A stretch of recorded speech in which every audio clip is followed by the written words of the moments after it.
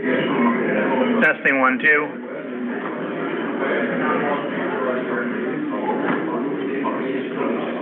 Diane, can you call Chuck? Testing 1, 2 from the lectern. What?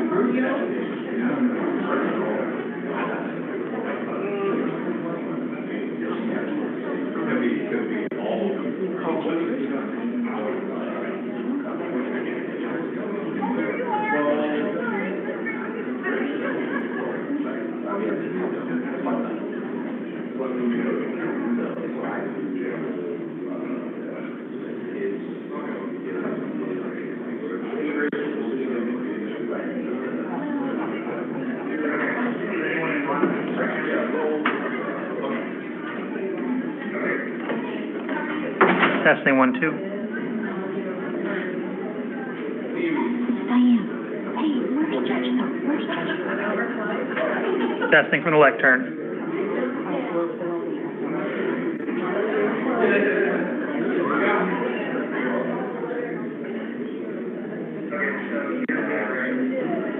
Okay, we're on our way. Okay, you want me to keep you upstairs? Okay. Okay. You want to go ahead and remute I it? think I'm gonna remute it.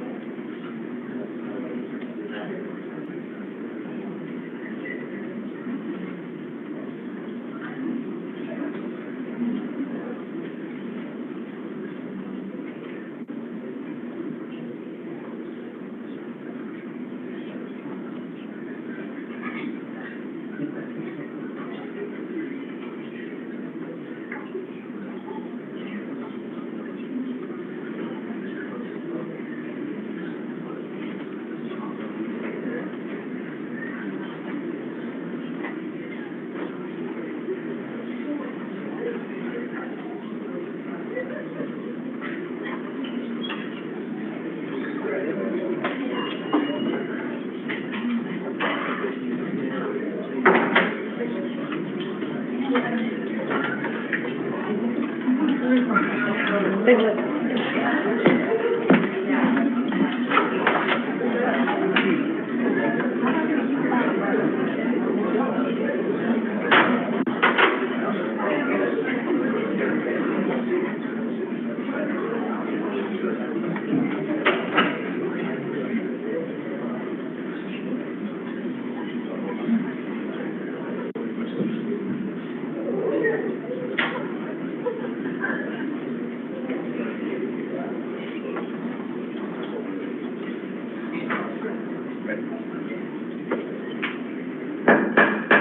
All rise.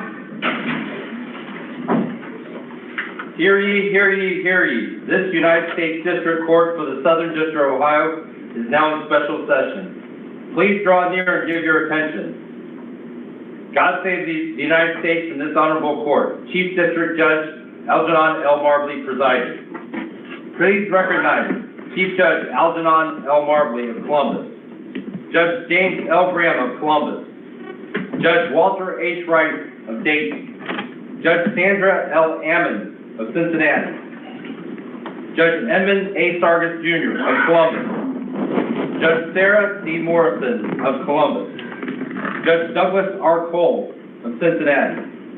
Judge Thomas M. Rose of Dayton. Judge Susan J. DeLotte of Cincinnati. Judge Herman J. Weber of Cincinnati in absentia. Chief Magistrate Judge Karen L. Likovitz of Cincinnati.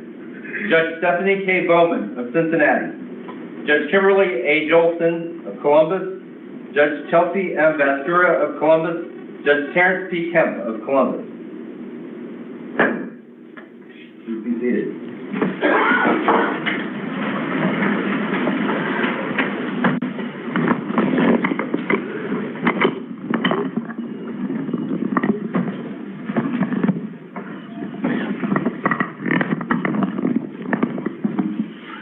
Good afternoon, ladies and gentlemen, and welcome to the United States District Court for the Southern District of Ohio.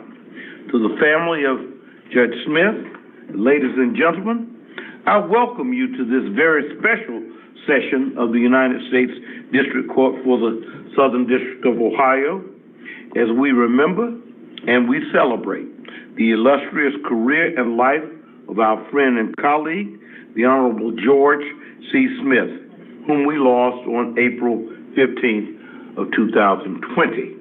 My name is Algernon Marbley, and I have the pleasant fortune of being the Chief Judge of this district and to preside over today's event, which due to complications from the COVID-19 pandemic over the past 2 years, we were unable safely to convene until today. In addition to the judges who were just introduced, we have several members of our court's administration and several elected officials to recognize. And of course, we have Judge Smith's wonderful family, who will be recognized by Stephanie Rollins after the invocation. I would like to introduce the following officials, and I ask you please to hold your applause until I have introduced them all. Chief United States Bankruptcy Judge John E. Hoffman, Jr., Judge Hoffman. United States Bankruptcy Judge Mina Karami, Judge Karami. Chief, our Clerk of Court, Mr. Richard Nagel. Our Chief Pretrial Services Officer, Ms. Melanie Furry. Our Chief Probation Officer, Mr. Mark Growie. Our United States Marshal, Mr. Brad Stewart. Our United States Attorney, Mr. Kenneth Parker. Our Federal Public Defender, Ms. Deborah Williams. Our former Federal Public Defender, Mr. Stephen Nolder. Former Congressman Pat Tiberi. Mr. Tiberi? Okay, he's here in spirit. Our Ohio Attorney General, David Yost, General Yost. Former Ohio 10th District Court of Appeals Judge Susan Brown, Judge Brown. And former Franklin County Prosecutor and such a close friend of our Judge Smith, Ronald Bryan. As we began to resume events throughout the district this spring, a celebration of Judge Smith's career was at the top of our agenda, and I'm pleased that each of you was able to join us in the courtroom where he presided, which you'll note is at full capacity today. This is surely due to the impact on the lives of so many, some of whom are joining us today in overflow rooms and online. As we progress through today's ceremony, you'll hear from several of those individuals whose paths were fortunate to cross with Judge Smith, starting with one who became a friend and confidant, Pastor Gerald D. Murphy of First Community Village, who will now offer an invocation. Pastor Murphy.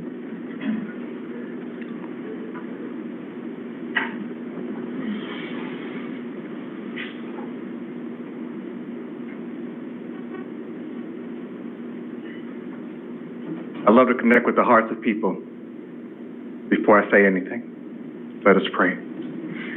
Lord, in the matchless name of Jesus, we thank you for who you are.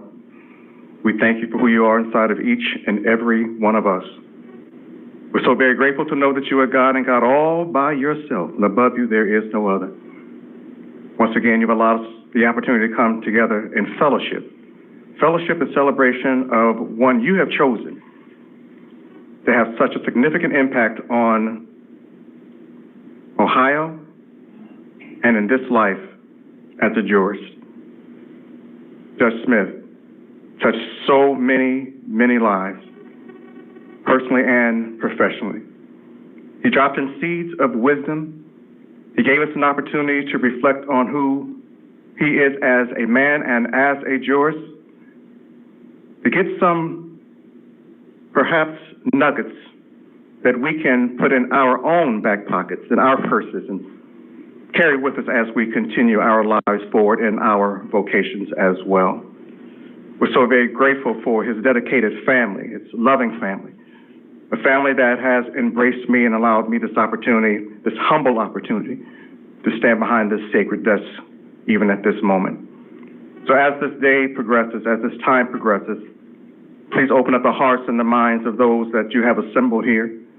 Let your still small voice meet every one of us in our own individual way, reminding us of the character of Judge Smith, the symbols that he defined and stood for, those things that he would prefer and appreciate that we continue to carry on.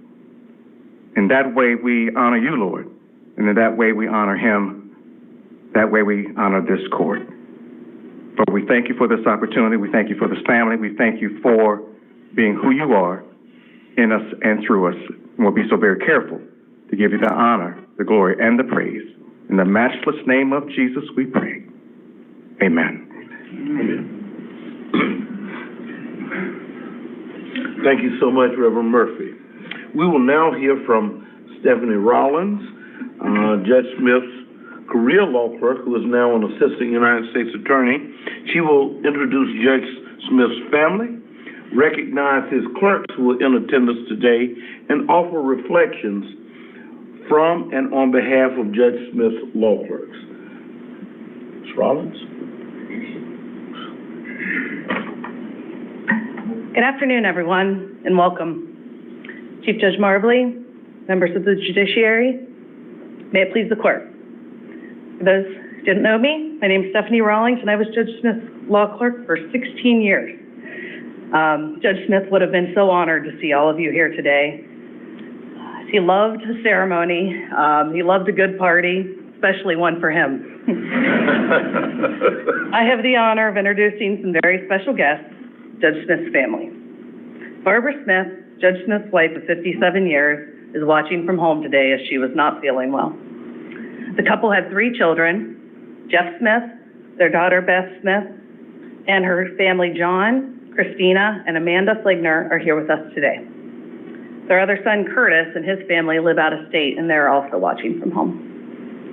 Some of Judge Smith's extended family are here with us today in the front row as well. I also have the privilege of introducing another group of people that Judge Smith considered family, his former law clerks. As I say your name, please stand to be recognized. Keith Schneider, Joan Berry, Rob Schuler, Sean Organ, Ted Adams, Luann Hoover, Keith Gazel, David Goodman, the Honorable James Shuck, Jonathan Wilcox, Amy Vogel, the Honorable Chelsea Vascura, Kyle Weekly, Jacqueline Matthews, Brian Gramlich, Kurt Hassink, and Samantha Roop. Thank you all for your support of Judge Smith over the years.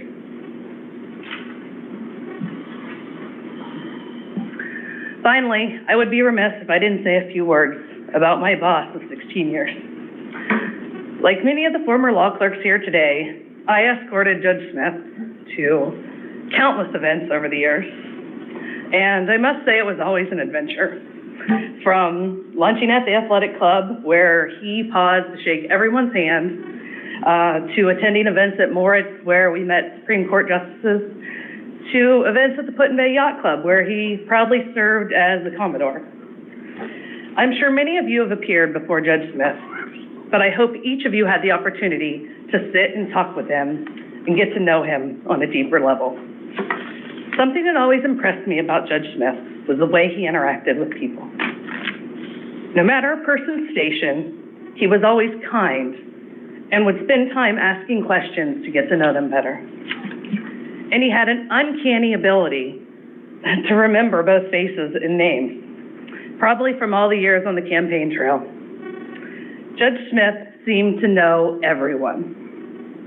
Once he learned something about you, he would often tell a related story. And boy, did he love to tell stories. So as you leave here today, I encourage you to celebrate Judge Smith by telling Judge Smith stories. Nothing would make him happier. Thank you. Thank you so much, Stephanie. Judge Smith was a friend to many. You know him as a husband, a father, a grandfather, an excellent attorney, a passionate prosecutor, and, of course, a distinguished jurist. Dedicated to his craft and fair to a fault, Judge Smith served this court for 32 years.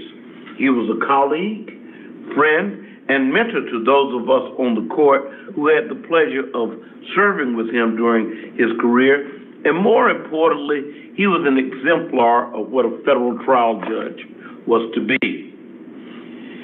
It's a job that offers unrivaled potential to impact lives and to shape the law.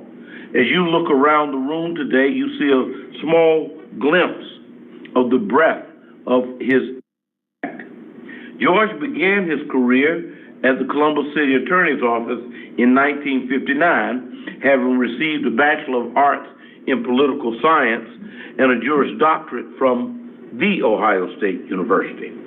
It was merely the first step in a career dedicated to public service that would later make stops at the office of the mayor and the state attorney general, where, as a member of William Saxby's Highway Task Force, George took pride in his work to establish I-71. He served as chief counsel to the Franklin County Prosecutor's Office, an office to which he would later be elected before his ascension to the bench. He served as the Franklin County Prosecutor for 9 years. George's judicial career began in 1980 at the Franklin County Municipal Court. In 1985, he became a judge on the Franklin County Court of Common Pleas. It was in that role in 1987 that he took a call from President Ronald Reagan, notifying him of his nomination to the district court. According to the Columbus Dispatch, Judge Smith was presiding over a murder trial at the time, and it is said that even the defendant applauded when the news was announced. The defendant didn't know that Georgia was going to continue to preside over that trial, but he applauded nonetheless. Judge Smith was confirmed by the Senate in November of 1987, took the oath the following month, and served on this court with great distinction until his passing in April of 20. This court's docket memorializes decades of his actions and writings in high-profile cases, including the trials of the Short North Posse members. He presided over complex litigation in matters involving multinational corporations and sat in judgment over those accused of crimes amid trying personal circumstances. He was the perfect blend of intellect and pragmatism. He was the master mediator, in large part because the litigants knew he was poised and ready to go to trial and to preside fairly yet firmly if a settlement of the civil case was not reached. He worked hard, even after taking senior status in 2003. His work for this court and the citizens of the Southern District of Ohio continues to have an impact. The impact reaches far beyond the lives of those assembled here today, but we nonetheless try to do justice to his memory through this program. The federal courts have a long history of ceremonies of this kind. They date back to 1822, when it was the practice of the bar of the Supreme Court to come together shortly after the death of one of the justices to recognize their passing with a series of encomiums and to offer a resolution to the court. In that same spirit, the court is pleased to welcome distinguished members of the bench and of the bar to enter into the record their tributes to this exceptional jurist and friend. The first of these members of the bar to speak will be Doug Squire, who appeared many times before Judge Smith in his capacity as an assistant United States attorney and was so good at it that he is now a teacher at the National Advocacy Center, which trains assistant U.S. attorneys. Doug? Thank you, Chief Judge Marbley. May it please the court, U.S. Attorney Parker.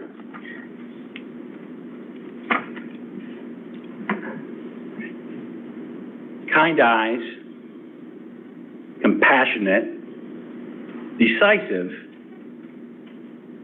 and as Judge Marbley mentioned, a caring mentor.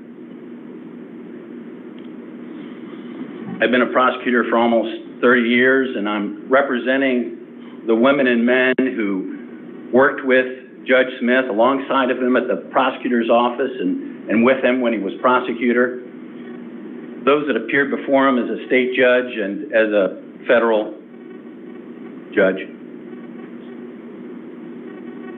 We all owe a debt of gratitude to Judge Smith. Judge Smith mentored two great county prosecutors, Franklin County, Mike Miller, Ron O'Brien. Mike was Judge Smith's neighbor. They grew up together. They went to North High School together. Barbara went to North High School. Mike Miller went on to be the prosecuting attorney, Franklin County, from all through the 80s into the 90s.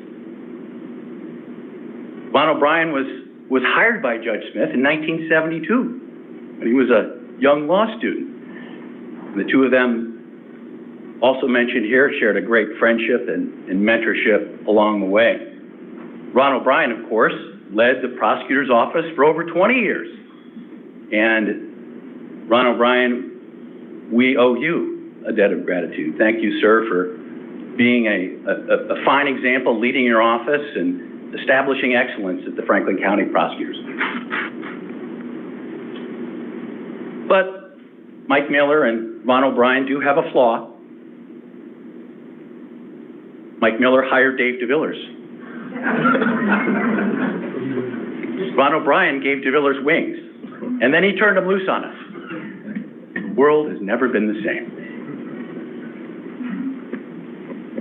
At the U.S. Attorney's Office, I witnessed and was a recipient of the compassion of Judge Smith. And I benefited from his wisdom as a mentor. And I had that same benefit from many of you on the bench, and for that, I thank you all.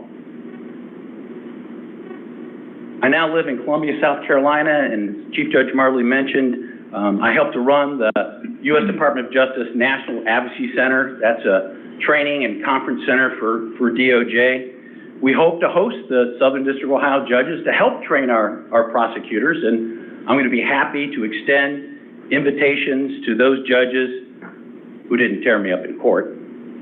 Of course, who's kidding who? You all laid in me pretty good, but I deserved it, for sure. But seriously, these judges support each other. They keep check on each other. Judge Frost, not here today, so I'm able to tell this story. Judge Frost came to the bench in 2003. And soon after he was appointed, Judge Smith noticed that his robing room reeked of cigarette smoke. The GSA, Government Service Administration, runs the building, and Judge Smith asked them to determine the source and investigate the smoke. They found their culprit. As Judge Frost puts it, and I didn't get permission for this story, as Judge Frost puts it, Judge Smith was a great man. He tolerated me, but he did not tolerate my smoking. So for those of us lucky enough to know Judge Smith personally, he enriched our lives. He helped us with our careers. Heck, he defined some of our careers, and he enjoyed doing that. He enjoyed talking about it. He didn't tell you a story. He didn't thrust it on you. He shared it with you. Judge Smith, we have and will continue to honor your legacy. We all owe Judge Smith a debt of gratitude.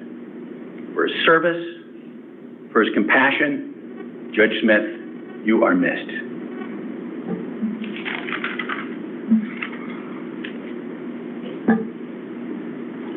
Thank you so much, Doug. Next, we'll hear from Carl Snyder, a partner at McNeese, Wallace, and Nurick, and an additional son, if you will, of Judge Smith. Well said, Judge. Thank you very much, Your Honor. And Stephanie, thank you. Shout out to Stephanie for all she's done to put this thing together in tribute to the judge. I can remember, I couldn't have been more delighted when I got a call, now it's probably been a year ago or more, from Stephanie asking if I'd have an opportunity to say a few remarks on behalf of the judge, and I said, absolutely, I'd love to do that. I'd be honored to do that.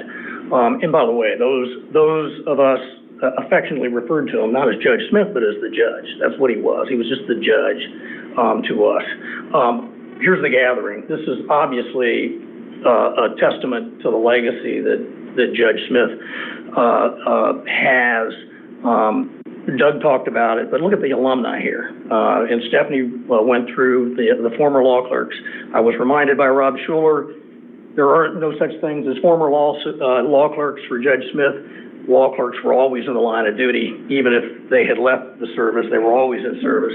But literally, he mentored, and Doug talked about this too, he's mentored hundreds of people. His alumni base is, I don't know if it's thousands or not, but it's certainly hundreds. And he's a deeply devoted, I got to see this firsthand, he was a friend, a deeply devoted husband, deeply devoted father, later in life, deeply devoted grandfather, and a deeply devoted jurist. He loved this job. He loved being county prosecutor too, I can tell you that. But he loved this job, and he's going to be missed. In my case, he was a friend.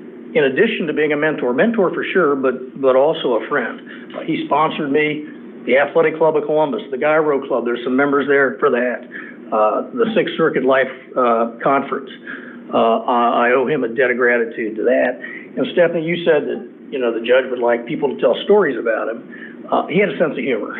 He had a dry wit.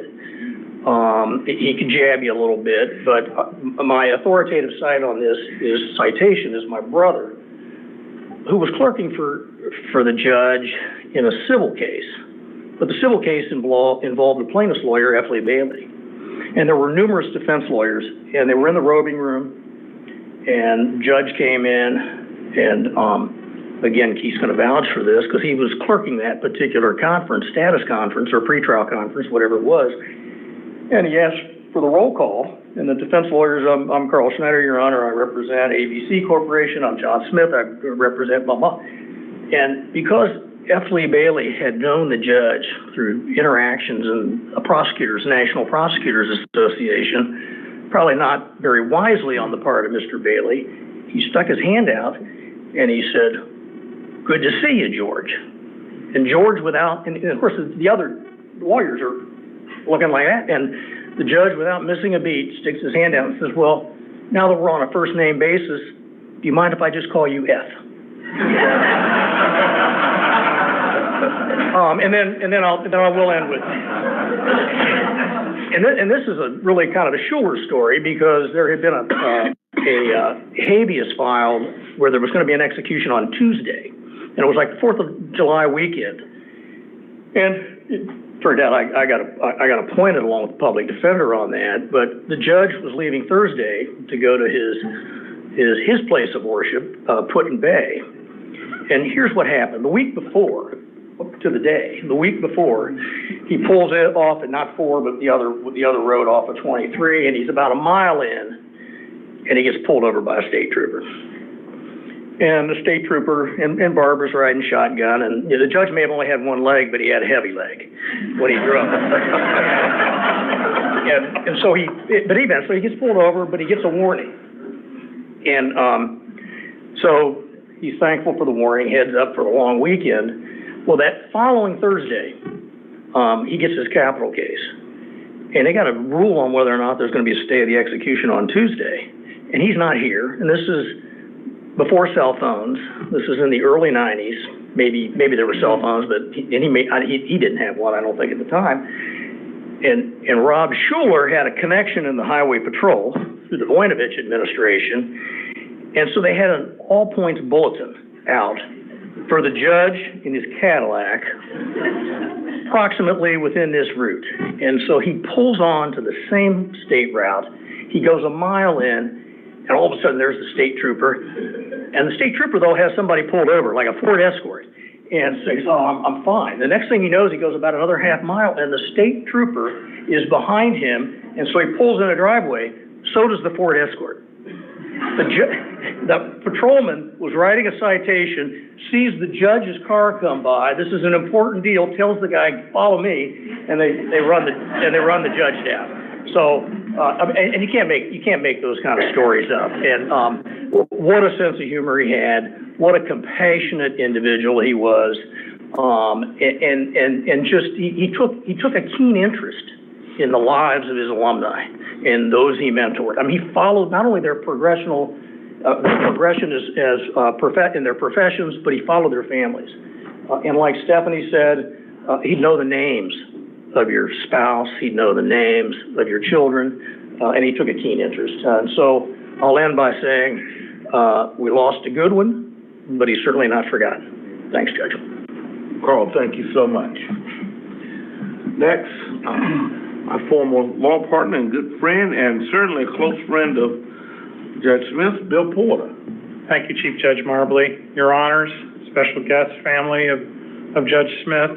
I want to shout out to Barbara, who is at First Community, I know, watching this online with her friends at First Community.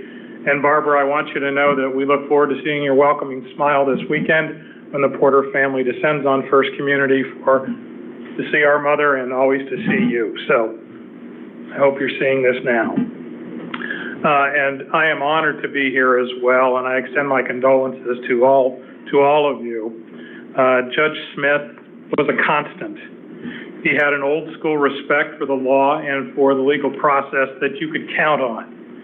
He also openly relished his engagement in the courtroom with counsel, the parties, his clerks, court reporters, courtroom deputies, secretaries, and of course the juries whom he seated.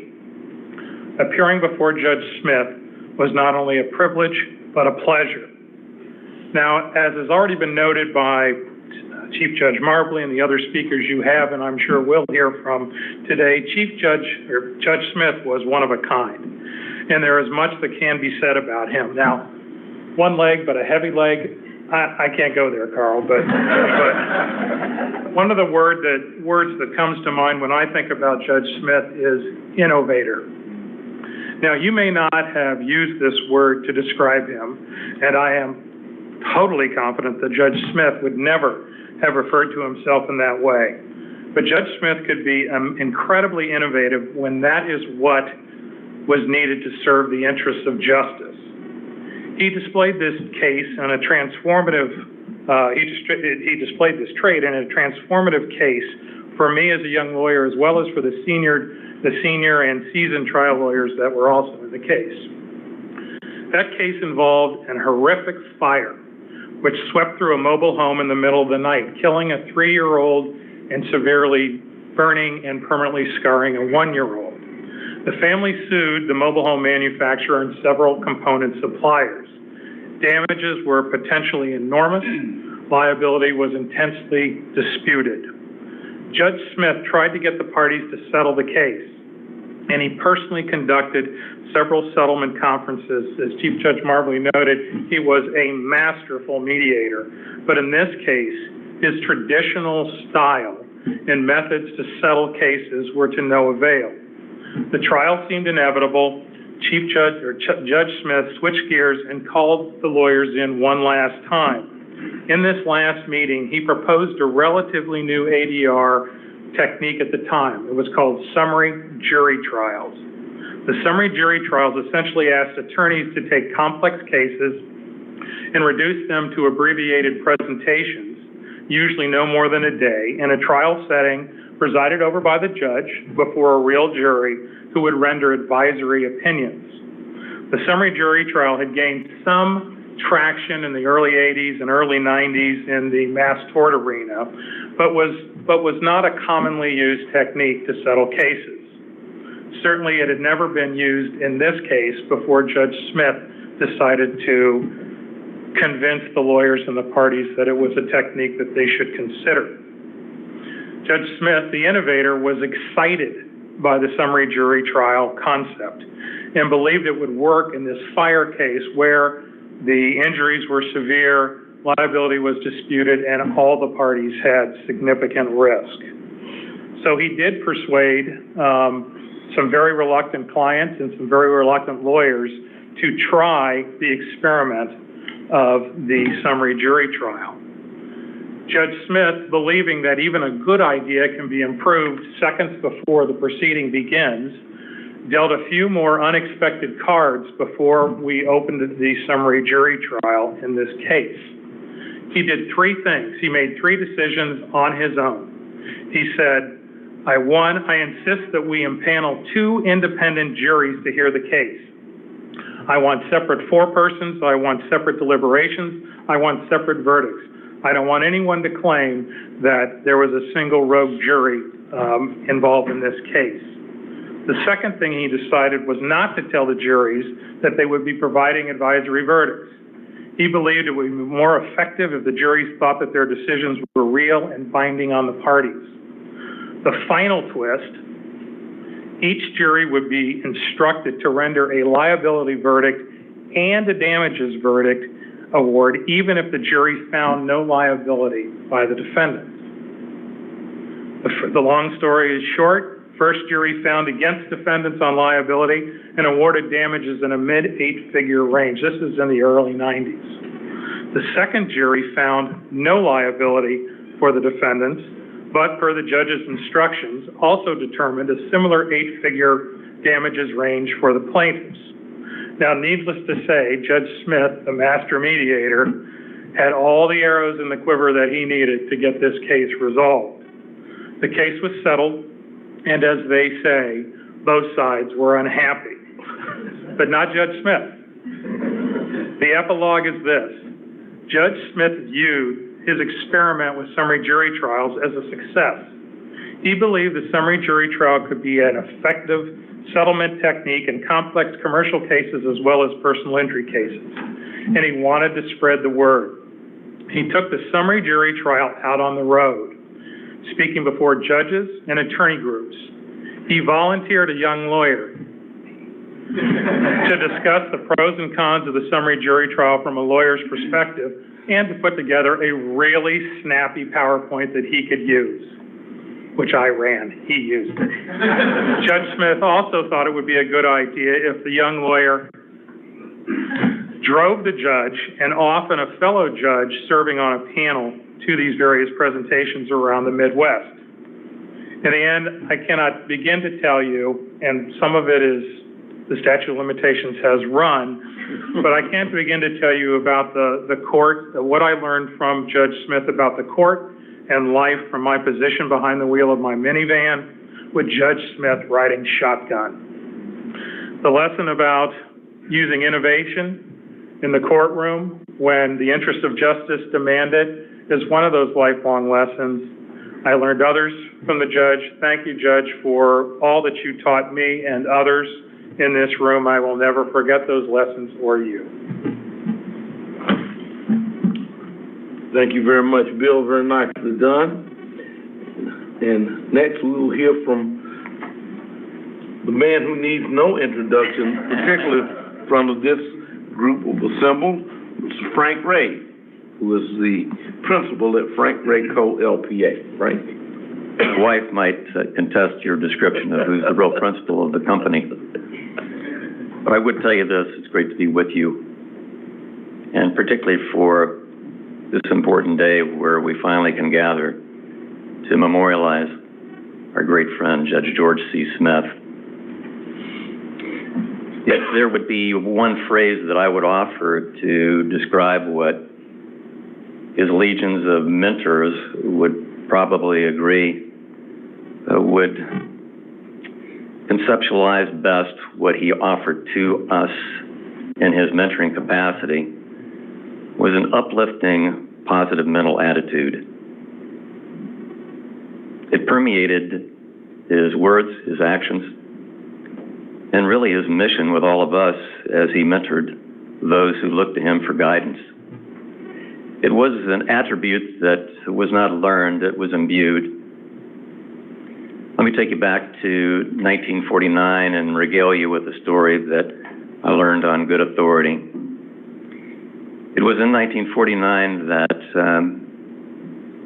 this young man was going through occupational therapy, and he had just been fitted with a prosthesis on the left leg that spanned from just below the hip to the ground.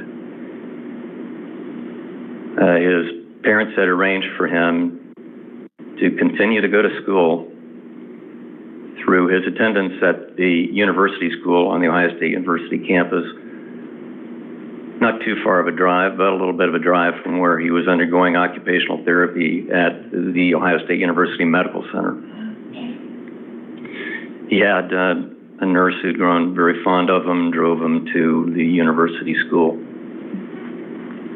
And she was alarmed when her patient got out of the car and they were facing about 25 elevated steps to get to the entrance of the school. Also, a teacher anticipating the boy's arrival came to the precipice of the top step, realized what the encounter meant to him. She said, "You can do it, George." And he did. That indomitable, positive mental attitude had been demonstrated in that encounter and was very much a part of how he lived, how he talked, how he walked, his very soul. In 1974, I was working as an assistant prosecutor for Judge Smith at the time, Franklin County prosecuting attorney. He came into my cubbyhole of an office and said, "Frank, I've got a great opportunity for you. I'm going to run for Attorney General, and I think you should manage my campaign." I looked at him with a blank stare and he says, "You're going to really get to enjoy this campaign, so you're going to spend a lot of time with me." And it was an incredible experience. I took the leave of absence, and in the process, Bill, I rode with Judge Smith to all 88 counties. Not once, not twice, 3 times. Can you imagine that? We were on the road a lot. Every time we had a successful meeting, he would declare, well, it's time to have a slug of scotch. So we were departing from what was a successful meeting. And I was sort of worried about it the first time as we were leaving Tuscarawas County, but he knew exactly where to go. And we pulled into a place, and I said, we're going to have scotch? And he says, oh, no, just me.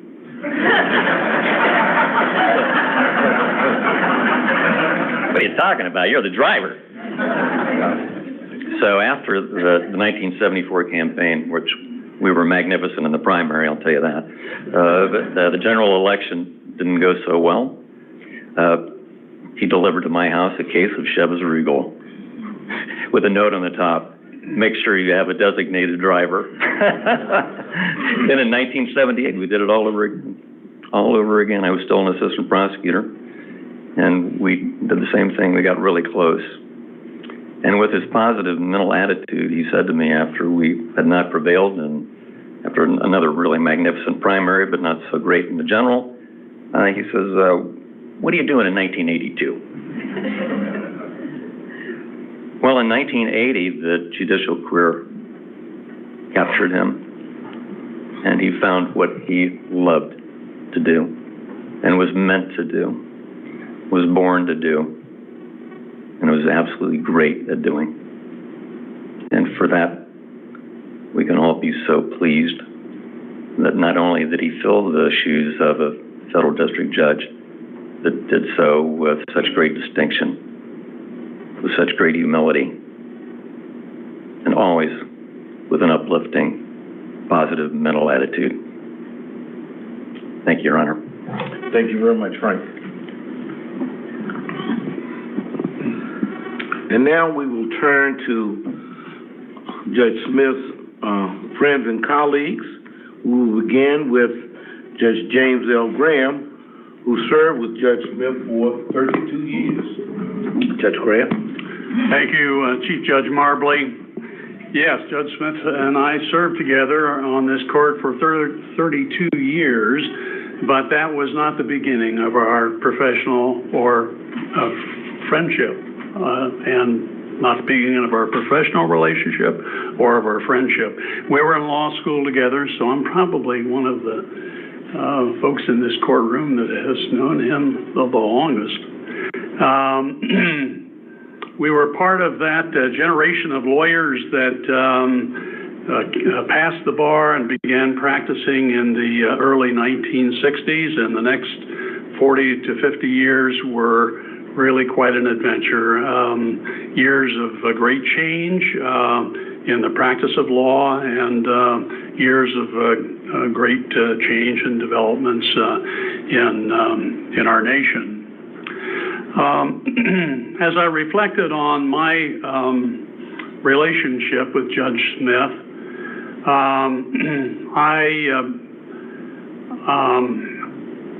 I began to focus on I admired him and respected him in many ways, but I began to focus on the one particular aspect of Judge Smith that has already been referred to at some length here today. And I came to admire and respect him most greatly for the inspiration and encouragement that he gave to the young lawyers who worked with him. I was witness to the development of the careers of many of these young folks. Lots of them are here in the courtroom this afternoon, and many of them have already spoken. He not only provided inspiration and encouragement, but he also instilled valuable qualities in each and every one of these young people. Values of integrity, values in excellence in the work that they did. And this activity and this gift that he had has really been of great benefit to the community in general of Central Ohio, Columbus in particular, and to our profession.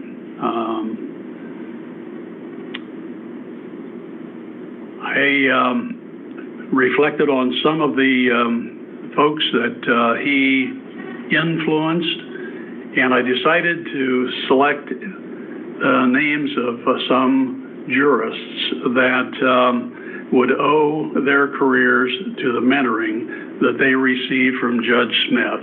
And all of the lawyers in the courtroom who've practiced during some of these years I've been talking about will recognize these names. They included the following: Judge Tommy Thompson, Judge Mike Miller, and former prosecutor, Judge Jim O'Grady, and former prosecutor, Alan Travis, Pat Sheeran, Dick Sheward, Dan Hogan, Steve Hayes, and Marvin Romanoff, and our own Chelsea Vascura, I would add to the list. That's a total of 10 mentees of Judge Smith's who have followed his example of public service and became respected jurists in our legal community. I might note that one of those judges followed Judge Smith's techniques in mentoring and suggested to a young bailiff of his by the name of Mike Watson that he should go to law school. And now, of course, Judge Watson is one of my colleagues on this bench. So indirectly, we can add another name to the list of attorneys that Judge Smith influenced to serve as jurists. I want to say good afternoon to Barbara Smith and recognize that in many ways she had a very significant role in Judge Smith's accomplishments. They were in many ways a team, and I think particularly in the role of mentoring and encouraging and inspiring the young people that he influenced. I can recall many years of attending judicial conferences with George and Barbara and spending wonderful evenings with them. We certainly miss that. I know that Judge Smith has also passed on these qualities of mentoring and inspiration and integrity and excellence, not just to the young people that he worked with, but also to the members of his family and in particular his children, and I suspect also his grandchildren. So we can certainly, I think, take great pleasure and also express great gratitude this afternoon for the rich legacy that our colleague Judge Smith has left this community and this legal community. Thank you very much, Judge Graham. We appreciate those insightful remarks. We'll next hear from Judge Sandra Ammons, who served with Judge Smith for 28 years. Obviously, some of what I want to say is repetitive, but it bears repeating. So, allow me to do so. Everyone who shared their memories of Judge Smith today and all who are in the courthouse for this occasion bear witness to how much Judge Smith meant to this legal community. His absence has left a huge hole. It has been over 2 years since his death, and yet his friends and colleagues overflow the courthouse today. That's quite a tribute. I first met Judge Smith in the early 1980s when we were both municipal court judges. As he was known to do, he went out of his way to be cordial to me, and we would make a point to chat at the annual judges' conferences thereafter. Since then, we came together again here in this courthouse. He was Vice Joseph P. Canary, after whom this courthouse is named. Obviously, he had big shoes to fill, but Judge Smith was up to the challenge. He was here before me and welcomed me to this bench. I could not have had a more gracious mentor. Other judges have told me since that he reached out to them too, and they remain grateful for his kindness. Judge Smith handled many cases adroitly and used all the tools at his disposal, including his legendary sense of humor. He handled the first groundbreaking Short North Posse case. He considered it his most major case of all his criminal cases. The people were drug dealers and had automatic weapons, something new at the time. They had intimidated an entire neighborhood and made it almost unlivable. Bringing the cases to federal court meant a presumption against bail, so that the neighborhood could know that those who had been arrested would be out of the neighborhood pending trial. And the far heavier sentences available in federal court than in state court ensured that upon conviction, the defendants will not be back in the neighborhood for the foreseeable future. Initially, the case had 41 defendants facing 186 criminal charges.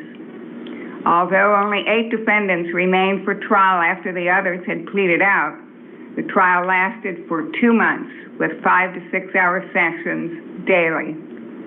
He kept the trial moving by extensive pretrial preparation. He refused to recess the trial to hear evidentiary motions or other motions unless counsel could show that the matters to be addressed could not have been raised before trial. He set the criminal trial management precedent for the district, which has served us all well.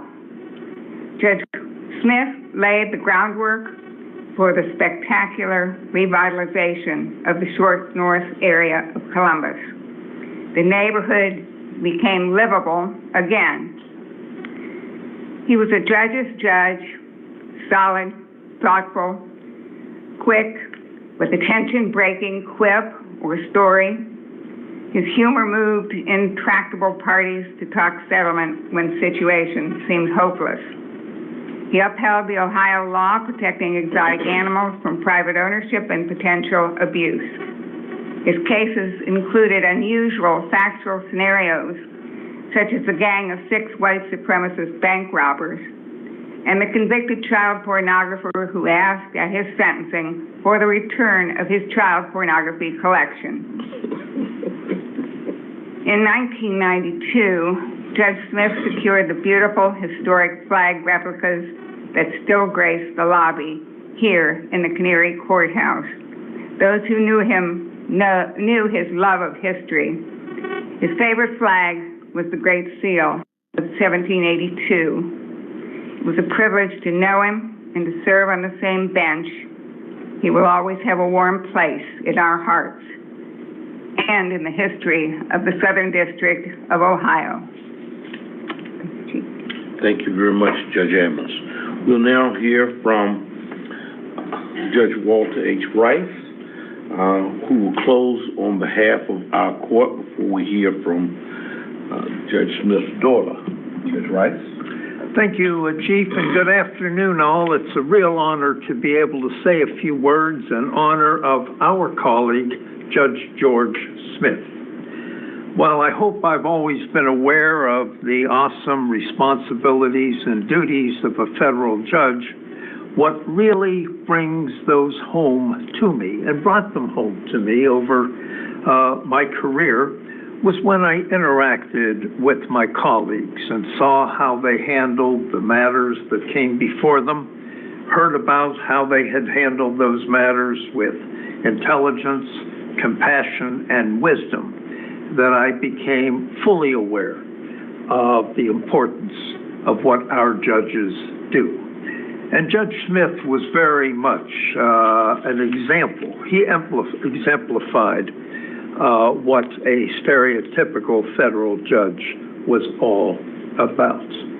Now, unlike the previous speakers who served much of their careers in the same courthouse with Judge Smith, I wasn't so lucky. I was in Dayton and I interacted with Judge Smith only a half dozen or so times during the course of a year, either at judges' meetings or at judicial activities.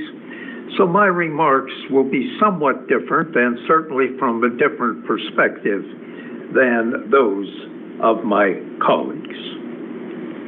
George was incredibly well respected throughout Southern Ohio. When he was nominated by President Reagan in 1987, of course, I was curious as to our new colleague. Who was he? What kind of a person might he be? What kind of a colleague would he be? I had never met him.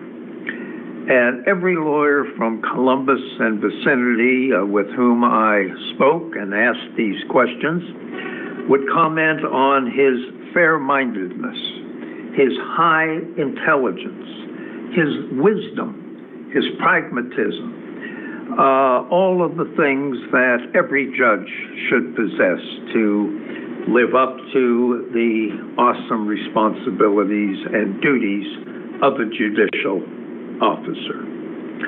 When I met him, I was honored to be his colleague. Not only had he a long career as a community servant, he appeared to be everything that those lawyers had told me he was. Now, I don't know whether you know this, but lawyers and judges can be gossips. And judges talk about other lawyers and other judges. And I want you to know that in the 32 years we were colleagues, I never, ever heard a negative word about Judge George Smith. Indeed, I heard nothing but praise for him. He appeared to be a lawyer's judge, a people's judge, a litigant's judge. So often did his fairness and just frame of mind show themselves. He had a tremendous sense of humor, and he was quite a storyteller. I remember one occasion in the early 1990s when I was appointed as the third member of a three-judge panel to work on a voting rights case. So I appeared in time, and Judge Alan Norris of the Court of Appeals was the third member. Well, something happened. The notices didn't go out. The attorneys didn't appear, and I found myself, still as a fairly young judge at the time, sitting in Judge Smith's office with Judge Alan Norris and the judge. And I heard stories, ladies and gentlemen, that you absolutely would not believe about the Ohio Republican Party in the 1960s and 1970s, starring James A. Rhodes and all of his friends and accomplices. I only wish that age hadn't caught up with me so that I could write these stories down, because I would have a Pulitzer Prize on my name. There's no question about it. Each story was funnier than the last. If you read about George's career, you will know that he was an admiral, a commodore of Admiral Perry's naval flotilla. Every year on the 4th of July, he either presided over a naturalization ceremony at Put-in Bay or invited one of his colleagues to come up and preside at the ceremony while he, George, served as the master of ceremonies. I was lucky to be invited up by him on several occasions, and they remain some of my fondest memories as a judge. He was in his element. He truly was. And it was easy to see how widely loved and respected he was. As indeed our prior speakers have said, he was loved and respected by everyone with whom he came into contact. George was a kind and forgiving person. Flashback to either late 2001 or perhaps 2002, George decided to take senior status. And he decided to have a combined ceremony, not only to celebrate his taking senior status, but to dedicate that beautiful portrait on the back wall. I was presiding not because of any skill, but because at the time I was chief judge of this wonderful court. And in those days, being chief judge was automatic as long as you were alive and breathing at the age of 65 and were the oldest senior active judge. That has all changed in the last 10 or 15 years. Now our chief judges are chosen by acclamation for being the handsomest and the Amen. and the most brilliant judicial officer among us. How am I doing, Chief? You're doing beautifully. At any, Continue. well, thank you. Would you like to repeat that? At any rate, I was, by dint of my very temporary title, presiding. And ladies and gentlemen, I made an absolute hash out of the ceremony. It was terrible. George's son, Jeff, was due to make a speech. I totally blew past that. I just, for some reason, didn't see it on the agenda, on the program. I ignored it. Frank Ray, as I recall, had a speech to give or a proclamation to present from the Bar Association. I blew past that. A ceremony that should have taken 45 minutes was over in 15. After the ceremony, I went up to Judge Smith and I said, "My God, George, I am so sorry." He looked at me and he smiled and said, "Oh, that's okay. 1 1,000, 2 1,000, 3 1,000. Anybody can have a bad day," he said. George was a pleasure to be with. He really was. And when you saw him, a smile came over your face because you knew you were going to have an enjoyable and engaging interaction. In Judge's meetings, his words were few, but always wise and often dispositive of the issue at hand that led to the consensus with which this court has always operated. I could say more, but I hope you have gotten the idea. This was a good man. And if one of the goals in life is to leave people smiling when thoughts of you cross their minds, if one of the goals in life is to leave behind a long career as a community servant, to leave your community in a far better place for your having been alive and working within, if a goal of being a man who lived a well-lived life is to leave behind a loving family whose memory of you brings smiles to their faces and joy to their hearts, if part of living a well-lived life is to leave behind colleagues who admire and respect you as a paragon among us, then George Smith, you have lived a good life. So rest in peace, George Smith. You have earned nothing less, and may your memory be a blessing to all whose lives you have touched, all for the good. Thank you. Thank you very much, Walter. As you can see, Judge Rice is truly the soul and inspiration of our court. We will now hear from Judge Smith's daughter, Beth Fligner. Beth?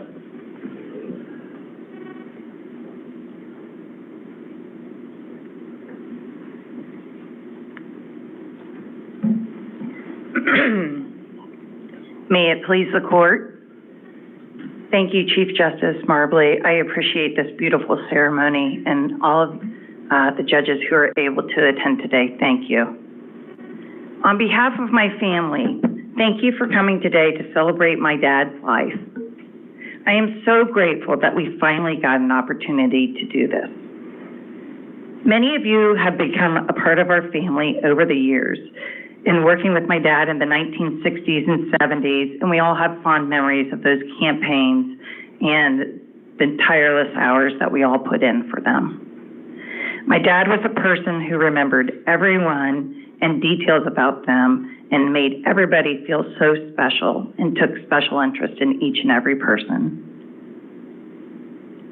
My family started a scholarship fund after my father passed at the Ohio State Moritz College of Law for persons with disabilities in my dad's honor.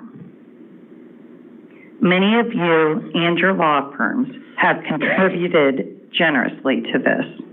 A special thank you to Frank Ray for helping us raise those funds and personally donating a significant portion himself. On May 19th, after raising over $100,000 in a very short period of time, the Board of Trustees at The Ohio State University endowed that fund. And I give a special thank you today to Amy Milbourne, who couldn't be with us, but also Jordan Gomez, who saw my family's vision in making this scholarship happen. Jordan is here today. I'm not sure where. He might be. There he is. Thank you, Jordan. Thank you for helping us do this. And if anybody else or your law firms would like to donate, he's in the back of the courtroom with information. Got to put that last plug in there. So on behalf of my mother and our family, thank you, everyone here who contributed into his honor and through his amazing journey in life. And thank you, judges, for your kind words, as well as his colleagues. Thank you.